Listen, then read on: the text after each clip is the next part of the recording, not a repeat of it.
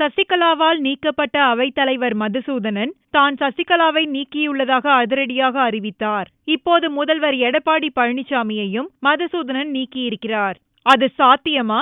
அதிமுக விதிகள் என்ன சொல்கிறது என இங்கே பார்ப்போம். கட்சியின் பொதுச் செயலாளரை தமிழ்நாட்டில் உள்ள அனைத்து பிரிவுகளின் முக்கிய நிர்வாகிகள் மற்ற மாநிலங்களில் உள்ள உறுப்பினர்களும் தான் தேர்ந்தெடுக்க வேண்டும் என கட்சியின் 20வது விதி கூறுகிறது. ஒருவேளை பொதுச் செயலாளர் பதவி காலியாக இருந்தால் முந்தைய பொதுச் செயலாளரால் நியமிக்கப்பட்ட நிர்வாகிகளே பதவியில் தொடர வேண்டும். புதிய பொதுச் செயலாளர் தேர்வு செய்யப்படும் வரை அந்நிலையை நீடிக்க வேண்டும் என 20வது விதியின் 5ஆம் பிரிவு தெளிவுபட கூறுகிறது.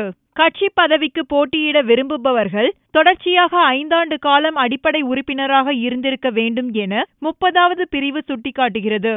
கட்சி விதிகளை உருவாக்குவது, திருத்துவது, நீக்குவது ஆகியவற்றை கட்சியின் பொதுக்குழு தீர்மானிக்கும்.